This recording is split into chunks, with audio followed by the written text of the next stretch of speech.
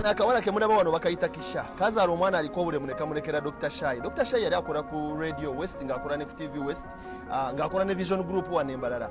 Naye kana akawala yakaagala ne bagwa mu laavu nga kasire Queen Kembarara. Bwe bagwa mu laavu n'akatikko olubuto ne kamuzaalira omwana yali awezezza emyezi 6 ne kamusuulawo olw'okuba omwana yaliko obulemu. Ekintu ekisinza okunkola obubi nze bino ebintu nali nabisiriikira singa nabyogerako dda.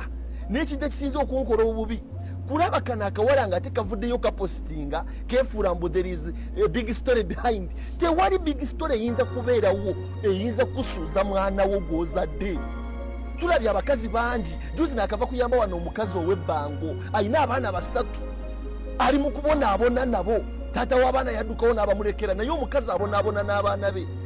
Nina ensonga lwaki nze njagala nnyo maama wange kubanga nkimanyi maama wange yambeererawo muzeeyi waataali waataasobola kumbeererawo maama wange yafa nange. Kati kana akawala kali Kampala kafuna gaayi wano hostinga nights e Kampala ye yakawasa kali mu kusireeyinga. Dr. Shai omulimu gwaggwawo olw'okuba yali talina alayinza kulabirira mwana we n'agusuulawo ne bamugoba n'adda ku kyalo ali mu kubonaabona asiiba azunga n'omwana asabiriza ko kali ku biiki kali ku nnyanja kali mu nights e Kampala kali mu bote ennene kali mu kweyagala. Kati ate olwokogeddeko abantu olwakogeddeko ne kavayo ne kapostinga.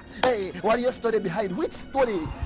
Story kyeyinza okusuuza omwana wo ku myezi 6 ng'oli muwala otegeera. Story ki? Kisha njagala nkubuulire ne bw'oliragawo tolifuna mirembe ng'ono omwana we ali mu mbeera bw'eti. Dr. Shai ali mu kubonaabona naye omulimu gwaggwawo talina kyamuliisa talina kyamulabiriza ng'oli Kampala oli mu kunyumira oli ekisooka kya bwana watoloke wa Dr. Shai n'ofumbirwa mu bavubuka wane Embarara nga 5 ne bakuwasa.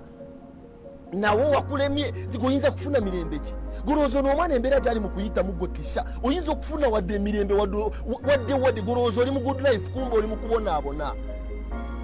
Abakazi tubalabye bangi bagenze ne ku kyeyo basigale nga balabirira abaana baabwe. Kale nno singa ogamba obadde ogenda e Kampala n'obeera mu nayiti zo n'okyakala n'ofuna abasajja abagaga ne bakukyakaza n'obajjako ssente n'osindika eno ne ziyambako ku mwana kuba naawe okimanyi Dr. Shai omulimu gwali gumuwa ekyokulya yali akola ku radio ng'akola ku TV okuyimba kwali tekukyamuwa ssente. Tewalayinza kuyita Dr. Shai mwajja muyimbira muwe emitwalo 5 taliiwo. Kati gwe engeri gye wabamba n'ofuna abagagga omwana n'omusuulira Dr. Shai yalabirira omwana nabye kikeni ng'agamba mbusimanyi omusajja yalina okulabirira omwana. Yes, omusajja alina kulabirira mwana mu bintu by'okuleeta ssente talina kulabirira mwana mu bintu by'okumusangula bbi. Abasajja ffenna tuzadde tulina abaana buli azaddeko akimanyi obuvunaanyizibwa bw'omusajja kuweereza ssente kulabirira mwana kusomesa mwana si kusangula mwana. Kisha ne bwe wandikoze oti at least wandifudde n'ono omwana wo. Era njagala Mukama nnyamba akunkubira ekibooko esinga okuba embi kuba tolina mugaso ku nsi. Bw'oba olemeddwa okulabirira omwana owuwo gwe weezaalidde n'obeera n'olubuto emyezi 9 n'omala n'omusuulawo olw'okuba tali mu mbeera nnungi ng'ez'abalala teyazaalibwanga balala oyo omwana gwe wamuzaala. Kuba ne muba Dr. Shai tetumanyiyo omwana ali bw'atyo gwasoose omuleeta mu famire yaabwe. Kisha ne bonaayagala ote ne bonaayevimbisa kati obadde opostinga biki kapostinze ssebo musimanyi mbu abajajiga bwe muba mulina omutima omulungi muyambe omwana muve ku bazadde. Stupid. Bave ku bazadde ng'ate gwe wazaala omwana n'omulekawo. Waliwo omukazi alina amagezi ayinza okuzaala omwana n'amusuulawo ku myezi 6. Singa ogamba wagezaako n'otoba n'omwana omwana naweza omwaka naweza emyaka 2 naweza 3 n'olemererwa omuntu asobola ogamba nti kale ayinza okuba nga embeera yatuuka nemulemerera n'adduka naye omwana wamuzaala nga yakaweza emyezi 6 nga situlabana kumanya nti ayinza kubeerezaamu abeere nga bwali kati n'omusuulawo n'odduka n'ogenda mu bwenzi. Kati bakusaasire batya? Kisha njagala nkubule ne boneeyagala otya?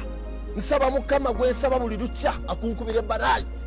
Dr. Shai abonyeebonye n'omwana talina waatatuuse yandibadde yamusuulawo oba yandibadde naye yamutwala n'amusuulanga ku ddwaliro oba ku geeti y'omugagga naye yagaana n'agamba kansigale n'akaana wadde kali bubi wadde nkimanyi kali mu mbeera mbi n'agamba kantobe nako. Kati gweoli mukazi kimazima ddala era nsaasira omusajja alina akwebakako. Saasira omusajja ayinza okukwata obudde bwe n'akuddako nga ggwe.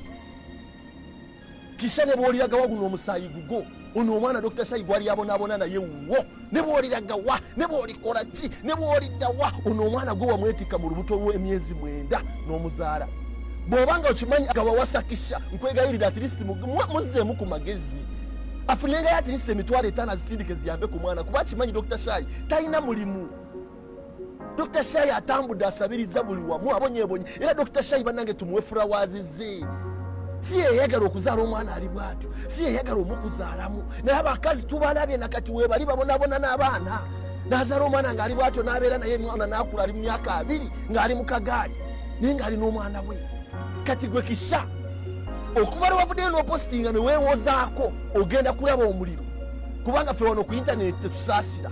Nze bulijjo nakusonyiwanga nakuleka nga ngamba owaayi tomanyi omuwala naye bwena bye ng'opositinga kati olinga sebo otuwane order muyambe oba muyamba mwana muve ku bazadde, bave ku bazadde ate nga mwaleeta omwana ku nsi, bakuveeko nga gwe waleeta oyo omwana ku nsi. Lwaki olubuto tewalugjamu? Lwaki tewamira piiri? bwe wali omanyi tolirwedde kuzaala mwana? Abawala mwenna abazaala abaala ne mubasuulawo njagala mbabuulire Katonda ajja bakuba balayi. Bw'omanyi nti omwana togenda muzaala. Omukazi yenna waali ekireetera abakazi okuba ab'enjawulo mu nsi muno kwe kubonaabona n'abaana be babazadde. Nze nyina abakazi bangi abajja mu inbox yange, Amoni nyina abaana 4 ne mu kubonaabona nabo omusajja yansuulawo. Yes, tukimanyi abasajja basiru, naye omukazi tobeera musiru kutuuka kweyo leva esuula mwana ku myezi 6. Ekitegeeza singa wamanya wali ogenda na mutu gw'omutte. Kisha toyina amakulu ate tolifuna mirembe ku nsi. Banaye mbasaba mujje tuyimirire ne Dr. Shai tumuyambe akuze omwana. Fena tukimanyi tewali ayita mbeera eyo, tewali ayinza kusaba Mukama tamuwa omwana alinga Dr. Shai gw'alina. Naye Katonda waba akikukubye ng'akireese okyaniriza oba tolina kyakukikolera, kubanga bwe kiba kimaze okujja kiba kikyo. Abaganda balugera nti azaala ekibi akiwongerera. Kati gwe Kisha oba wazaala ekibi lwaki tewakiwongerera n'obeera n'omwana wo? Niyo batosobola tirisiwa ne mukiteewa maama wo n'otamulekera Shai kububonyabonya ku nsi, wamuzaalira omwana n'omumulekera ali mu kumubonyabonya yekka. Mwandibadde mugaba n'obuvunaanyizibwa ne wandibadde ogamba nti omwana wamusulawo wagenda tirisi wandikutengayo 2 n'okwata yeesatu n'ogisindika ne giyambako Dr. Shai. Dr. Shai, we start with you. Twagala tukuyambe buli alina kyasobola tuyambe Dr. Shai. Kana akawala kali Kampala kali mu kweyagera omwana ali mu kubonyabonya Guy yali alina omulimu ng'akola ku TV West, ng'akola ku Radio West, nga bamusasula sente nnungi okubaleka amusuulira omwana ku myezi 6 abeera ku street ng'atambula azunze buli street, buli kizimbe mu mbalala kituuseemu ng'azunga n'ono omwana. Ye ali Kampala ali mu kutambuza bisambi. Yes, ali ku biiki ayeeyagala. Toyinza na kukimanya nti alinayo omwana aliyena ali mu kubonaabona. Alright, ndowooza byonna mbiwulidde. Ebadde ndowooza ye abadde mu busungu bw'amaanyi nnyo, naye nga nengera bajjukiza bannange tuyambe omwana. Byonna tubikole, but let's help the kid. Nengera bajjukiza omwana ali bubi nnyo, mulwadde nnyo, naye mbakoowola tuyambe omwana. Abannayuganda tambuza video tuyambe ono omwana ayina 10, ayina 10, ayina 13. Let's help this boy. Okay, katuyambe omwana ono bambi, mbakoowola mwenna. Yeye badde ndowooza ye mumukyogerako ki, naye nga mwenna mbakoowola nze siva ku mulamwa, omulamwa guli gumu gwa kuyamba mwana. It is your boy Fleck DJ, and of course I sign out.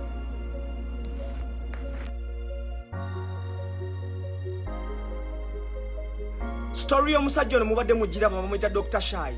Yavuddeyo n'agamba ayagala buyambi ku mwana we bambi yazalibwa n'obulwadde.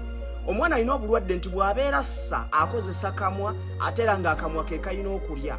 Kitegeeza ki nti bw'oteekayo bboto okumunywesa amata bw'aba teweegendereza asobola okugasesema, era tukirabyeko ng'agasesema. Wabula abantu bagamba batya, Dr. Shai agamba nti mama w'omwana Kisha, kubanga Kisha ye mama w'omwana, Kisha yalekawo omwana n'agenda.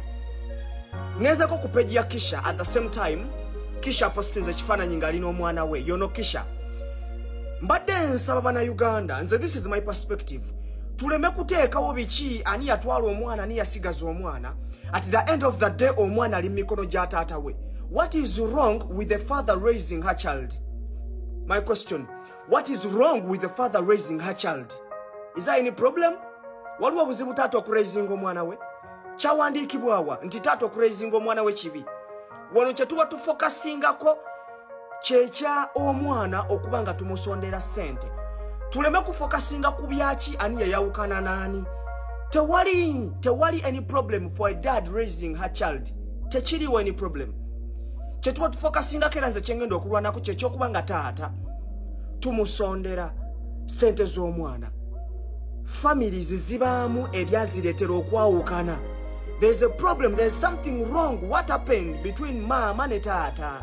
Waliwo ekyaliwo ekyabaviirako okwawukana. Taata n'amuvinga on n'omwana we era tumwebaza obutasuula mwana ne mama n'amuvinga on. So okujjako bano nga tubakutte ne tumanya what happened, but as per now tetujajinga. Tukkirize tusondere mwana ssente. Tetunoonyereza byakuba lwaki yayawukana ne mama. Kubanga omwana still ali mu mikono gya taata we. There's nothing wrong a dad raising her